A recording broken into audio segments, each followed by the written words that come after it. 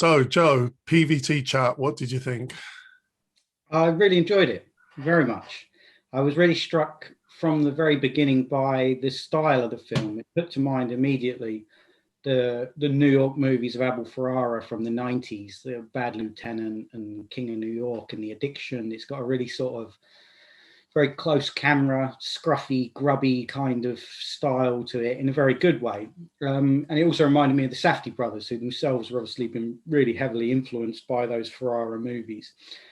And it very quickly and very effectively set up a kind of archetypal narrative of the outsider. You know, it's this young guy in the city, more or less nocturnal, walking around in his overcoat. He eats really poor food. He eats those noodles all the time. There's a scene where he's trying to fix the window and you can hear the wind howling beyond the window as though he lives in this little garret, you know.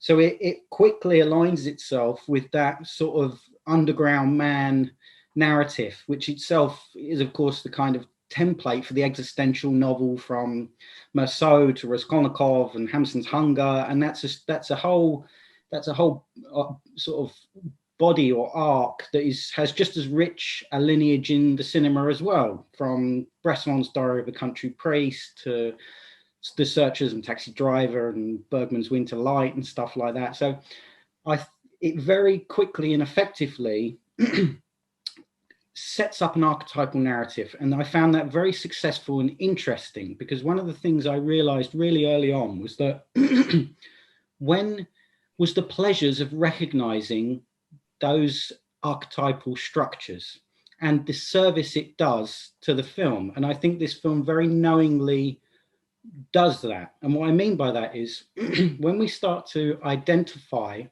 recognizable structures, we kind of unconsciously or consciously want those structures to be satisfied in the way we expect them to be.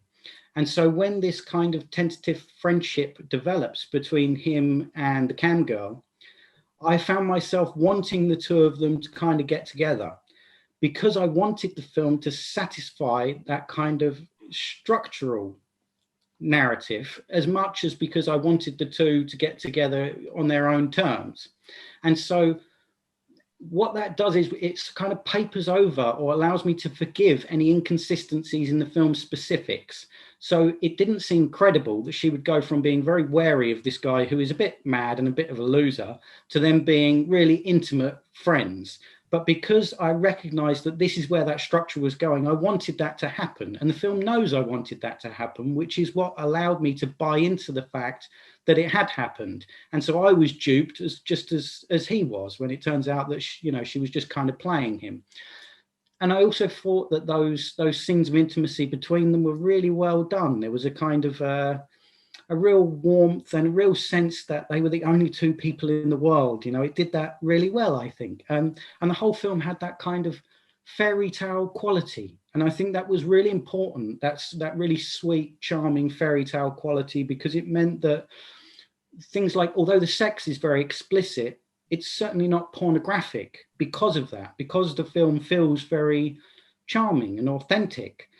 So I found it to be a really knowing film, a film that really understood the power and importance of structure. Because when I can identify with a film on that foundational level, I will forgive all sorts of other stuff. If the performances aren't that great or a bit wobbly here and there, and it doesn't even matter if the characters are likable at that stage. It's whether the characters are likable or not is almost irrelevant, because the pleasure of the film is whether it will or will not satisfy that structure that I recognize from minute one. And I understand exactly what type of film this is.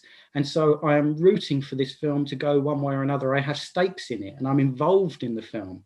And so, as I say, the particulars are kind of irrelevant. And I've been thinking about this a lot recently, particularly in terms of literature. There's a particular book I read for something else, and it's quite carelessly written, but it understands plot and structure so well that I found myself completely gripped by it, and I could understand why it's praised as highly as it is, even though at the level of the sentence it's quite badly written. And there's a huge amount to be said for understanding plot at that level, and so I think this film is is very successful at that level. And that's not to say that at the other level, at the level of character, it's not successful. I think it is. I think it's just, it is what it is. It's a low budget film. Some of the performances are better than others. Some of the script is a bit wonky here and there, but it basically works. It's a little ramshackle, but it's very pleasant. And I think it's because it's underpinned by that knowledge and understanding on the filmmaker's part of simply how you put a story together in a satisfying way. So there was a lot I really liked about it, and I found myself completely charmed by it. Yeah, interesting. I too found it very compelling and really enjoyed it, actually. And I think you know, maybe for slightly, I guess I focused, you know, you've really focused on the structure there, and I see the point. But I think I just found it compelling from the start. It was good storytelling. It was, I mean, it was very evocative of those films you mentioned. And you know, I was thinking particularly of Taxi Driver, the vibe of the film and the sleaziness and the, you know, it looked like 70s New York. You know, obviously it's set in contemporary times because of the technology they're using, but it looked like, you know, 70s New York. Nothing looked modern, and the lights outside and the neon, it all looked very 70s, and I really liked that. It was clearly referencing. I mean, you gave loads of great references, and it, you know, was clearly referencing all those films in a really effective way, but giving us something completely contemporary. You know, I guess the thing I was particularly interested in at the start was, you know, his compulsive behavior around the gambling and around the online sex stuff, because he, you know, I guess I can relate to that in terms of, you know, not wanting to do something, or kind of half wanting to do it, but knowing that you don't want to do it. And, you know, the way he kind of tosses a coin to decide whether he's going to do something or not. And, you know, just that level of kind of powerlessness, I guess. I just found that really interesting and really well kind of portrayed. So I guess that's what drew me in, the kind of general vibe and that. But then I did really enjoy it because I think this is a, you know, almost a fairy tale story. It's a story about intimacy in this contemporary age with these two people who, you know, have completely lost their way, but, you know, they're kind of two really decent people who, you know, are living in these sleazy lives, who start falling for each other. And at one level, it's a kind of really, you know, it's a love story, it's a romance, but set in this, you know, kind of unpleasant setting. And so I thought it did that really well. It did feel quite tender at times, and the level of intimacy that they were able to achieve, you know, was really enjoyable and satisfying. I admired, because I think you're right that this film was very explicit, and obviously it was about kind of online sex, but it never felt pornographic. I agree with that. And I thought that, I mean, I've not seen a lot of films with a lot of male nudity, but I thought this film was really bold in its portrayal of the, you know, I think we probably saw more of him nude and him, you know, playing with himself than we did her. And, you know, and I kind of appreciated that. I thought that was very well handled because it was very explicit, but never felt pornographic or gratuitous. It really felt in keeping with this love story. You know, so it was really interesting. And the other thing that I really enjoyed in it, the way it was all set up, is that, you know, his life was kind of real. We saw his life with with his mates, and him trying to make money, and we saw some kind of normal things in his life, but he was living completely in a fantasy world. And I think on the other side, the mirror image, she was the mirror image, that she was predominantly existing in the film in the fantasy world, and then her real life was in a play. And I just thought that was a really, because that was a really interesting kind of mirroring of reality versus fantasy, that the intimacy of her boyfriend was that he was putting her story into the play. Maybe that was the only way he could express his feelings about her. And I just thought that was really, really clever. And it did kind of mirror each other. And the love story aspect of the film is that these two people who are both have a strange relationship between reality and fantasy in an opposite way move towards each other somewhere in the middle. And so I guess that's a kind of structural point as well. I thought that's really kind of cleverly put together. So yeah, I just thoroughly enjoyed it. It's actually a week since I watched it, and just talking about it again and listening to you talk, I would I could happily watch it again. I thought the performances were good, actually. I think the two friends, maybe the acting isn't so good, and maybe the script does get a bit scrappy between the whole side story of him trying to help win money for the school fees. Maybe that's not necessary, and maybe the script there, but I thought the acting between the two main actors was really excellent. I thought they really pulled it off. So yeah, really enjoyed it. Yeah, that's a really interesting analysis, the way they mirrored each other. And I think her boyfriend was a really funny part. It should have been kind of a caricature and a bit daft, but it kind of worked because of that fairy tale feel to the film. And I thought that was really funny, the way he just exploits her by putting her story on the stage, and then comes up with that really self-serving, stupid explanation, like, I'm working on that, if that hurts you, I apologize, but this is how I express myself, and I'm working on it's just like really stupid, but really funny.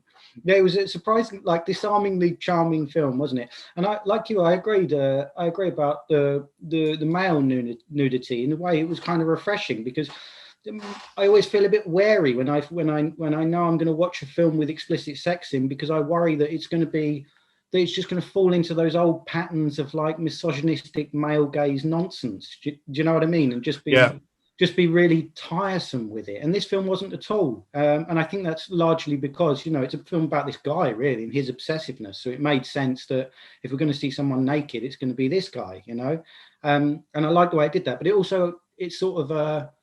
it does what all honest films do, I guess, that it kind of pulls the mask off of things, because by the end of the film, the fact that they're naked is completely unremarkable and unspectacular, as of course nudity is anyway, right? It's just all these kind of codes and conventions of cinema and gazes impressing themselves one way or another on film that makes that all kind of fraught. And in this film, nudity wasn't fraught at all. It was just a thing, wasn't it? Yeah. And I think that in itself is quite an achievement and testament to the film's honesty, I think. Yeah, definitely. Did you, the one thing I wonder, just talking about it now, is whether it did, I kind of like the fairy tale aspect of it, but did it come to too happier an ending and kind of too obvious, too it's like, it's really making a point at the end of the film, isn't it? That they're both damaged people who can't really engage with intimacy in this, I guess it's a commentary on, what contemporary intimacy is like in this online age. And, it really kind of spoon-fed us the conclusions of it at the end, that they kind of fell in love and it was a happy ending, but, they couldn't actually have sex. I'm a bit undecided whether that was a little bit obvious and a little bit literal, kind of telling us what the film was about. But yeah, I guess what's interesting is, now that you point it out, on an intellectual level, it's, yes, you're right, that feels like spoon-fed and the sort of thing normally I wouldn't particularly enjoy, but it didn't occur to me until you just pointed it out. So I guess on a sort of instinctive level, it satisfied me. And I suppose that goes back to that, the fact that the film knows what it's doing on an almost subconscious foundational level, so that my enjoyment of the film was at that level, and it was, and I expected it to end the way it did, and that it did was satisfying. You know, it's only when I start to analyze those structures that I could kind of pick it apart. But as I say, I think it's a film that really understands how to do that, you know, and that it does it, I actually found really satisfying. I agree with that, actually, that, as you said, you know, because it works structurally, it works so well, you can forgive things which, looking back on it intellectually, you might say, oh, that, you know, maybe that's a bit obvious. But actually, in the context of watching the fairy tale, and at the end of the day, fairy tales often are obvious. And maybe this was really well crafted in terms of really being in this sleazy world, but still finding a fairy tale. So, you know, I think on the whole, it does work. I think one thing I really liked, the script, the writing of the conversations between them, and, you know, the example of the app that he was developing, and her sincerity in believing it. You know, I really enjoyed that, when you kind of, you knew that she wasn't just, you know, dragging it out just to make money, you know, by keeping the conversation going. She kind of believed this crazy, bizarre idea that he'd put forward, and that there was, you know, that was quite cleverly written, because it did introduce that kind of tenderness from the second conversation that we see them having. Yeah. Yeah, that's true. That's true. I also like the fact that they both do kind of nasty things to each other, but it's not like milked for tension, you know. It's like, yes, he was lying about the app and she was stringing him along, but yeah, it doesn't really matter, you know. And I like that, because in everyday life, not everything's a big drama, you know. Sometimes you do lie to someone, but it's no big deal, you know. Yeah, And so there's a real kind of realism in that as well. definitely. So highly recommended. Definitely. And I think, you know, although we were talking about it in fairy tale terms, and I think that's accurate, I think it's probably worth saying that it's a film that's more than the sum of its parts. You know, it's not just an enjoyable little fairy tale. I think it's actually quite bold and original, and yeah, Very original. Yeah. Yeah. So next up is a shorter film called Tender by Isabel Paglia. Excellent. Looking forward to it.